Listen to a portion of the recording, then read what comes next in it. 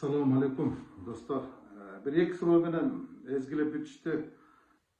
Екі үч söz айтып пикириңизди билдирип койсоңуз жакшы болот эле деген таризде. Биринчиси эми саясий суроо экен, экинчиси дин маселесине байланышкан суроо экен. Мындай дейт да, ошо Матраимов маселеси боюнча пикириңизди билдирип бересизби? Анын тарапташтарын куугунтуктап жатышат, бийликтен кетирип атышат, сиздин кандай ойдосуз дегендей, Атазовдун кайрылышын кандай карайт элеңиз дегендей айтыптыр да. Эми мындай туугандар, ошо Матраимов маселесин мезгил менен көтөрүлө келе атпайбы? 6-7 жылдан бери улам эле актуалдуу маселеге айлантып, кайсы бир саясий окуялардан алаксытуу, кайсы бир учурда коомчулуктун пикирин башка жакка буруу беретиндерчи. Анан улам эле көтөрө берсе, элдер ишенбей калат экен да. Азыр деле эл ишенбей баратат да. Анткени улам эле көтөрүп мода кылышат, анан кайта унутуп калып соода кылышат да. Аны Атазов айткандан кийин эми таптакыр ишенбей калышат бул маселегечи. Мен деле Атазовдой болуп, андан да чоң жоопкерчилик менен айта алам. Азыркы бийлик башындагы адамдарды же бийликти башка бутагында отурган жетекчилердин, депутаттардын, министрлердин жоонтугу дээрлик 90% Матраимов менен ар кандай алакада болгонун мен алардан да жакшы билем. Атазовдон да жакшы билем. Анткени биз бардыгыбыз билебиз, президентибиз айтпадыбы, мен дагы Матраимовду убагында кабыл алгам, тегинде мындай өзүмдүн сунуштарымды айткам депчи. Андан башкасын Атазов айтып кетти. Бирок азыркы өкмөт башчыбыз Акылбек Жапаров деле 2000-жылы парламенттик шайлоодо мекеним Кыргызстан партиясы менен барам деп Раим Матраимовдун кабылдада Дамаскта отурганын көпчүлүк билет да, канча саат отурганын, кимди канча убакыт күтүп отурганын баарын билебиз да. Аны эмне үчүн кирбей калганын партияга, кандай аракет кылгандарын деле биз жакшы билебиз да. Деги эле, эгер мындай карай турган болсок, Матраимовдун менен мамиледе болгон адамдардын жоон тобу азыр жогорку кеңеште. Арбын тобу азыр аткаруу бийлигинде отурушат. Туурабы?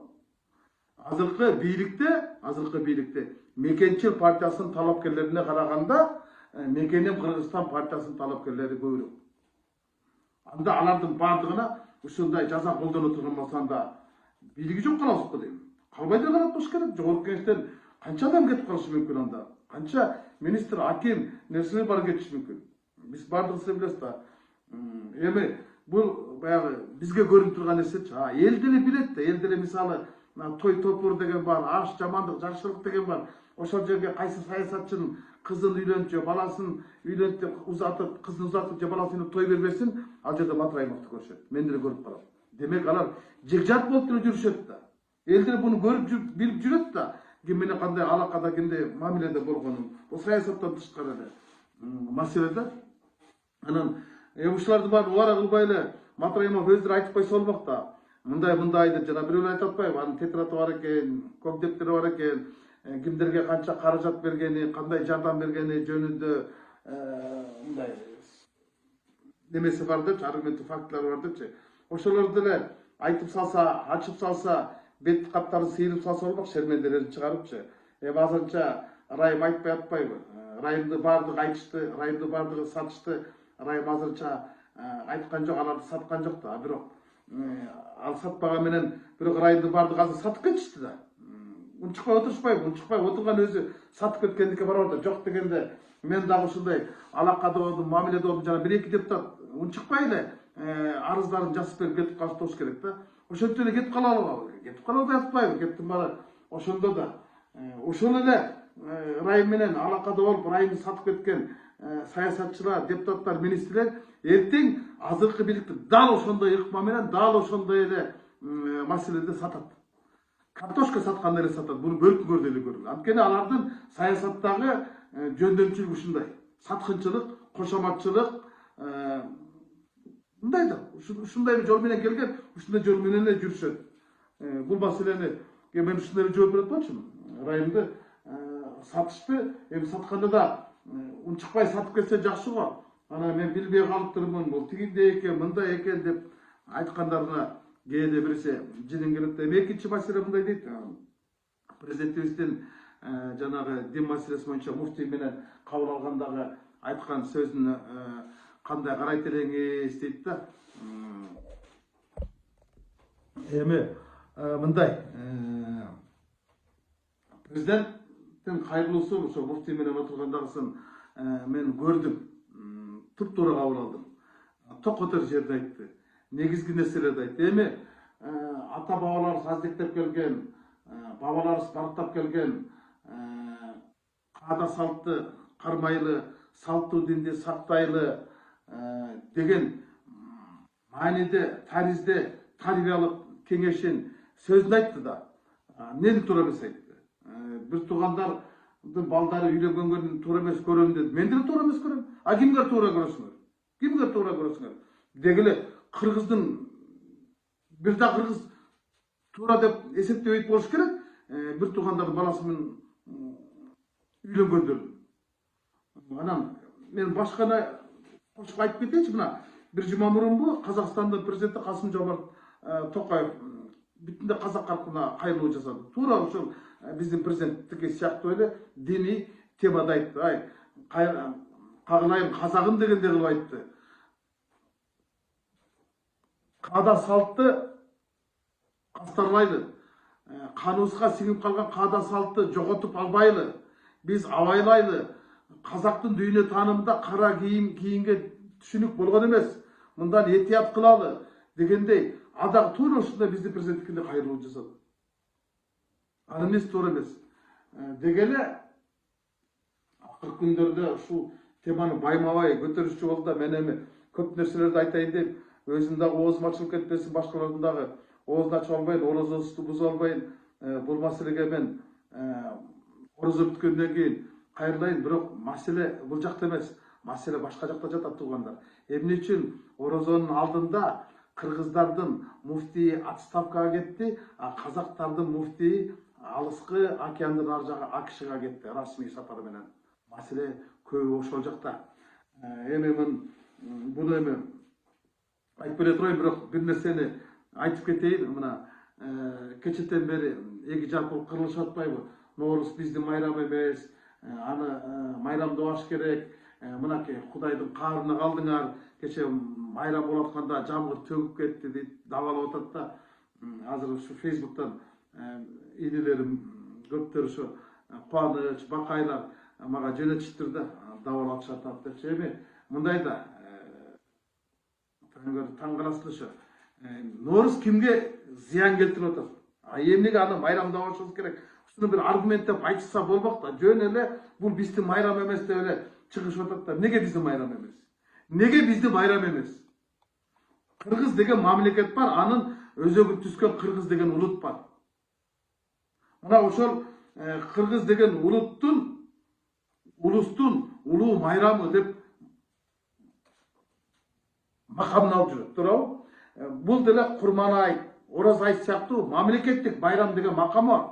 Нооруздун. А эмнеге үчүн анда биз буну бөлүп байрамдабай коюшубуз керек? А эмне үчүн анда ошол эле кошуна казактар, өзбектер, тажиктер, түркмендер Ноорузду майрамдашып атпайбы? Ошол эле дем алыш күнү кылып жарыялашып атпайбы? Алар анда эмне? Алар да катышкан болуп калабы? Мен бул кошуналарда айттым, бир нерсени айтайынчы. Ноорузтун тарыхын окуп көрдүңөр беле? Нооруз туура ислам динине чейин эле пайда болгон. Ислам Куран түшкөнгө чейин эле бул Нооруз майрамы майрамдалып келген да. Айтып атпайсыңар, жазып атасыңар, бул перстердин майрамы экен деп. Туура. Перстердин майрамы. Иранда түптөлгөн майрам делет да, ошо башаты ошол жактан чыккан депчи. Туура. Википедияны барып окуп эле акылман болуп атпайсыңарбы? А бирок биринчи ислам республикасы кайсы? Исламды кабыл алган биринчи дүйнөдөгү мамлекет кайсы? Иранбы? Иран. Анда алардын баары эмне? Ноорузду майрамдап, алар бүгүнкү күнгө чейин урматтап сыйлап келсе, анда алардын баары адашканбы? Индия, Пакистан, Ирак, Туркия, буларда канча деген, булар деле мусулман динин кабыл алган эң чоң дөша мамлекеттер да. Ошол Пакистан 2016 жылдан бери Ноорузду мамлекеттик деңгээлде майрамдап баштады. Мына барыңар эле Пакистандын кийимин кийип жүрөсүңөр, сүннөт деп. А эмнеге байрамы сүннөт кылбайсыңар анда? Макрух кыласыңар. майрамы матырып кийимисинит буркулабы. Ошол эле Индия, Пакистан, Афганистан, Ирак, Түркия бир топ түрк тилдүү мамлекеттер 2016-жылы ЮНЕСКОга киргизди го. Буну каттап койгула, бул жоголуп кетпесин деп калыппы. 2010-жылы 23 февралда же 3 февралда так билбейт экен, бирок Бириккен Улуттар Уюму буну майрамга дүйнөлүк макам берген. Эл аралык Ноорус күнү жаңы жыл деп макамын берип, буну Бириккен Улуттар Уюму кабыл алып тааныды го. А эмнеге аны бизди тааныбагыла, бул майрамды деп эле мажбурлап атасыңар? Сүмелек ичкен арамбы? Мен ушуну такыр түшүнбөйм да. Анан айтып атасыңар да, мына жаңбыр жаап кетти.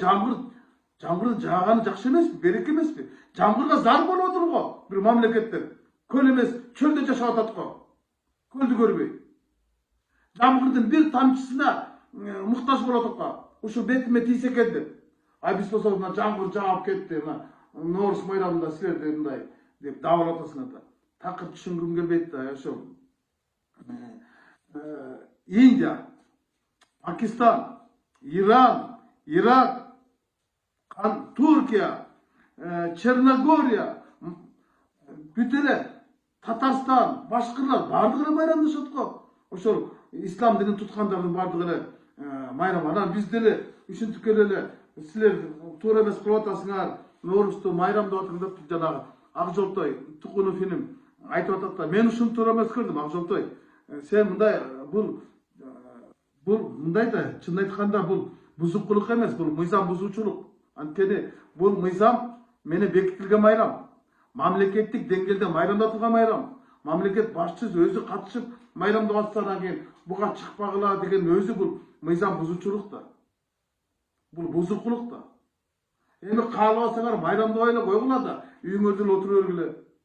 Анан эми күн менен түндү теңелген датаны, жер жарылып чөп чыккан, желин жарылып сүт чыккан күндү эми каалаган киши каалаганда майрамдай берсин. Аларга кандай неме силер кыянаттык кыласыңар, чыкпагыла, майрамдабагыла деп күнөө тартасыңар дегенде отуруп. Мен ушуну такыр түшүнбөй кетем. Ушундай нерселерден этият болушубуз керек да. Бул чын айтканда диний кастыкты козутуу же болбосо бир чакырык да бул деле, мындайча айтканда. Мыйзам бул бузукулук эмес, бул мыйзам бузуучулук да.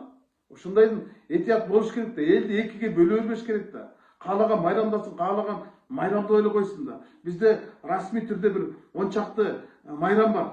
Мамлекеттик деңгээлде майрамдатылган дем алыш күн деген макамын алган. Аларга мамлекеттин мыйзамдары менен бекитилгендигин эми ар бир адам сыйлашыбыз керек да. Мыйзам бардык жерге бирдей иштеш керек да. Анан бул биздики, бул сиздики деп элди бөлгөндөн этият болушубуз керек да эми. Болбой эле ачуу калтырып бараткан окшойт. Ушул жерден токтотуп коеюн дейм. Оразамыздар дагы бир жолу кабыл болсун, урматтуу туугандар.